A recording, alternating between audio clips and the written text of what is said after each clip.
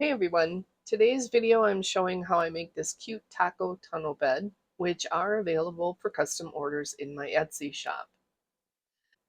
I start out measuring a layer of absorbent padding using a template that I designed. However, it was a bit shorter than I wanted, and so what I did was I added 2 more inches to make it tall enough when folded into a taco. The batting and tortilla portion are also cut the same size and then clip together with the right side of the fleece facing up. I then clip the absorbent layer to the meat or brown layer. I had already had some pre-cut lettuce that I used for my forage mats a while back, and they're basically just strips of fleece that are about 2 inches tall and the fringe is about an inch wide.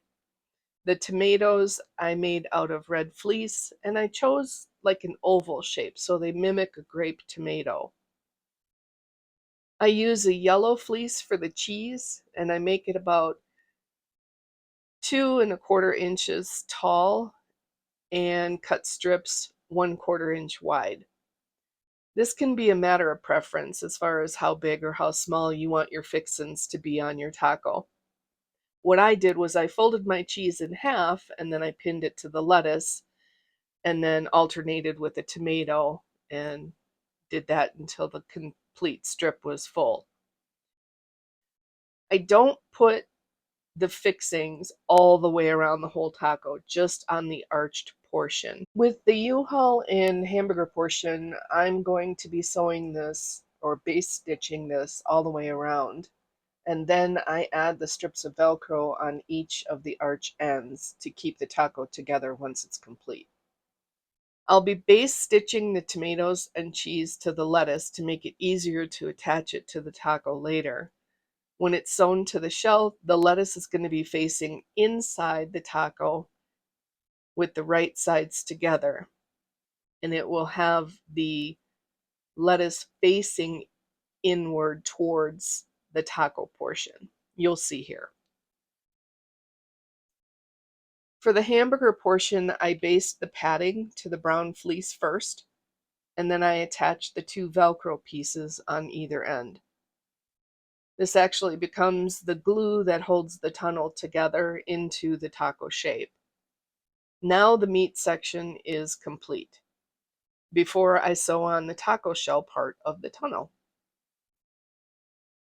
Moving on to the taco shell, I baste the batting to the wrong side of the fleece, sewing as close to the edge as possible, as we don't want any seams showing in our final product.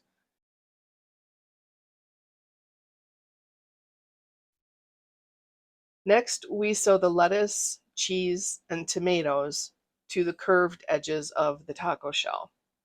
Again, be sure you have right sides of the taco shell to the right side of the veggies, and you want your lettuce facing inward toward the fleece, not towards the outside. Once everything is basted down, we are ready to sew the complete taco together. I've pinned right sides together of the shell and the hamburger meat. Starting at one of the straight sides, I will sew all the way around, being very careful not to catch any of the lettuce pieces incorrectly. I'm also sewing to the left of any based stitching so that none of that shows. Once the taco is sewn together, I do leave an opening so that I'm able to turn that out. But I also want to trim along the edges any bulk from the batting and the seams. All right, time to turn it out. Even though we know we double stitch everything down, I am still quite careful that I don't pull too hard, as I certainly don't want any disasters. I don't want to tear any lettuce or pull a tomato off. Now the last step is to hand stitch the opening closed. You can use a machine for this, but I prefer the way it looks when it's hand stitched closed. And ta-da! A taco bed. Let me know in the comments if you try this or if you need any more guidance. I'd be happy to help you. And I hope you guys enjoyed watching. Thank you so much, and you have a wonderful day.